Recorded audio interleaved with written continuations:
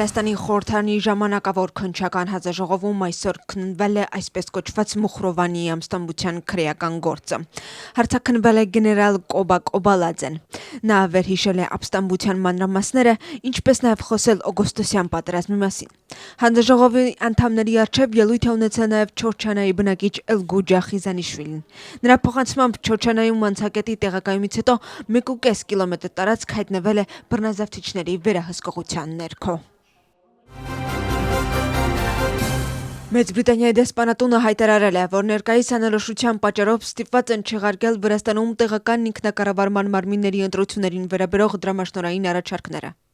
Միացյալ Թագավորությունը բարի կամքի ուժով ջանքեր է գործադրել քաղաքացիական հասարակության ընտրողների կրթության եւ քաղաքացիների ընտրությունների մոնիթորինգի մի շարք նախագծերի համար դրամաշնորհների հաստատումն ապահովելու համար։ Պետք է նշել, որ այս գործողությունները կենտրոնական ընտրական հանձնաժողովի կողմից ճանաչվել են արժեքավոր, սակայն Վրաստանի իշխանության հետ քննարկումներից հետո մեզ տեղեկացրել են, որ դրամաշնորհների հաստատման ընթացակարգի վերաբերյալ կառավարության որոշումը դեռևս վերջնականապես չի ավարտվել։ Կառավարությունը դեռևս չի հրավիրել ԵԱՀԿ ժահամիկ դիտորդական առաքելությանն ու չի նպաստում քաղաքացիների ընտրությունների մոնիթորինգի անհրաժեշտ գործունեությանը։ Միջազգային չափանիշներին համապատասխան աշխատող մասնագիտորեն պատրաստված դիտորդների բացակայությունը կարող է դիտվել որպես հետընթաց, որը կխաթարի հանրային վստահությունը Վրաստանում ժողովրդավարական գործընթացների թափանցիկության նկատմամբ։ Միացյալ Թագավորությունը շարունակում է բաց լինել երկխոսության համար, նշված է Մեծ Բրիտանիայի դեսպանատան հայտարարության մեջ։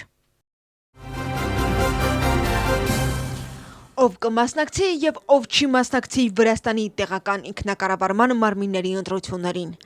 Ազգային շարժումն ընտրաշեմը հաղթահարած կուսակցություններին կոչ է անում կայացնել ճիշտ որոշում, որը նրանց կարծիքով ընտրություններին մասնակցելուց հրաժարվելն է։ Այս պայծրությամբ ընտրություններին մասնակցության որոշում է կայացրել Գիրչի կուսակցությունը։ Գախարյան հանուն Վրաստանին պատրաստվում է ընտրություններին, իսկ Լելո կուսակցությունը մտածում է, առաջարկելով խորհրդատվություն մնացած ընդդիմությանը ընտրությունների վերաբերյալ։ Իր հերթին իշխող թիմը, որը վստահ է հաղթանակի մեջ, սկսել է նախապատրաստվել ընտրություններին։ Հարցաքննվել է խմբային բռնության մեջ մեղադրվող 8 ցուցարարների դատավարության գործով քննիչներից մեկը։ Քրեական ոստիկանության աշխատակից Դավիթ Քիտիաշվիլու խոսքով ինքն ուսումնասիրել է սոցիալական ցանցերում շրջանառված տեսանյութը։ Ըստ նրա, տեսանյութում նույնականացվել է Իրակլի Միմինոշվիլին, որը քարեր էր նետում հատուկ նշանակության ուժերի ուղղությամբ։ Փաստաբանները նշում են, որ տեսանյութը մոնտաժված է եւ դրա ծագումն անհայտ է։ Մեղադրել Իսլամ Ալիևը վկա Քիտիաշվիլուն մեղադրել է ընթացակարգային խախտումների մեջ ու նշել, որ քննիչը խուզարկության ժամանակ պահանջել է հեռախոսի գաղտնաբառը։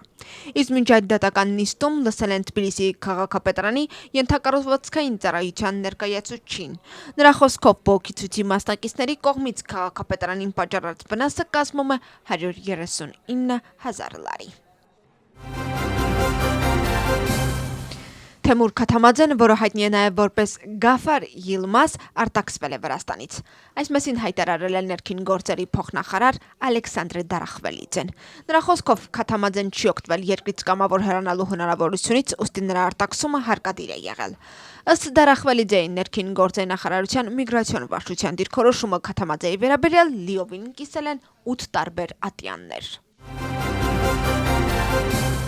Ներքին գործերի նախարարությունը հետաքննություն է սկսել պետական ծառայողի վրա, ծառայողական պարտականությունները կատարելիս հարձակման վերաբերյալ։ Խոսքը վերաբերում է դատարանում տեղի ունեցած դեպքին։ Գործը հարուցվել է 353-րդ հոդվածով։ Հետաքննությունը պարզել է, որ սույն թվականի հունիսի 9-ին 1982 թվականին ծնված ՆԴ-ն փորձել է մտնել Թբիլիսիի քաղաքային դատարանում ընդդիմադիր կուսակցության անդամների եւ քաղաքացիական ակտիվիստների դատավարությանը։ Նրան ասել են, որ նիստը սկսված է, դահլիճում տեղ չկա ու որ ինքը չի կարող մասնակցել դրան։ Նա չի ենթարկվել հսկիչներին եւ ֆիզիկական բռնություն է գործադրել նրանցից մեկի նկատմամբ։ Էրգնաթիում միջադեպերի կանխարգելման եւ արձագանքման մեխանիզմի շրջանակներում ընթանում է հերթական հանդիպումը։ Արդեն 7 ժամ է, ինչ շարունակվում է երկխոսությունը։ Հանդիպումը կազմակերպվել է երկամսյա ընդմիջումից հետո։ Կողմերը քննարկում են շփման գծի երկայնքով տեղի ունեցած միջադեպերը։ Դրանց թվում են անօրինական բորդերիզացիան ու քաղաքացիների անօրինական կալանավորման փաստերը։ Աբխազիայի ինքնավար հանրապետության կառավարությունն ունի նոր նախագահ։ Նշված պաշտոնում ընտրվել է Գյորգի Ջինճարաձեն։ Իգիտություն. կառավարության նախագահի պաշտոնը թափուր էր մնացել Լևան Գալոբլիշվիլու պաշտոնից հրաժարվելու պատճառով։ Հիշեցնենք, որ մինչ այս Գյորգի Ջինջարաձեն զբաղեցնում էր կրթության փոխնախարարի պաշտոնը։ Գյորգի Գաբիտաշվիլին դարձել է Վրաստանի գլխավոր աուդիտորը։ Նրա հաստատմանը միաձայն աջակցել է 84 պատգամավոր։ Գյորգի Գաբիտաշվիլին այդ պաշտոնում նշանակվել է 5 տարի ժամկետով։ Մինչ այդ նա խոսել է գլխավոր աուդիտորի պաշտոնի իր տեսլականի, ծրագրերի եւ առաջնահերթությունների մասին։ Գաբիտաշվիլու իրավանախորդ Ցոտնեղ Ավելաշվիլին վաղ ժամկետ լքել է գլխավոր աուդիտորի պաշտոնը անձնական հայտարարության հիման վրա։ Նա նշանակվել է ֆինանսների փոխնախարար։ Արի ինձ հետ Աջարիա մեկնարկում է նշված խորագրով գովազդային քարոզարշավը, որը նպատակ ունի խթանել ներքին զբոսաշրջությունը։ Աջարիայի զբոսաշրջության վարչությունը կոչ է անում վրացի այսպես կոչված ինֆլուենսերներին, կոնտենտ կրեատորներին, լուսանկարիչ տեսանկարահանողներին ու ճանապարհորդներին այս տարի նույնպես այցելել շրջան։ Քարոզարշավին մասնակցելու գրանցումը սկսվում է հունիսի 16-ին։ Իսկ ճանապարհորդության ժամկետը կլինի հուլիսի 1-ից մինչև օգոստոսի վերջ։ Նրանք կստեղծեն հետաքրքիր կոնտենտ, որով կկիսվեն իրենց բաժանորդների հետ, թե ինչպես շահել քարոզարշավի գլխավոր մրցանակները։ Այս տարի քարոզարշավի մրցակցային ֆոնդը մեծացել է։ Տեղեկացնենք, որ Արի ինձ հետ Աջարիա քարոզարշավն անցկացվում է 2023 թվականից, շրջանը գովազդելու նպատակով։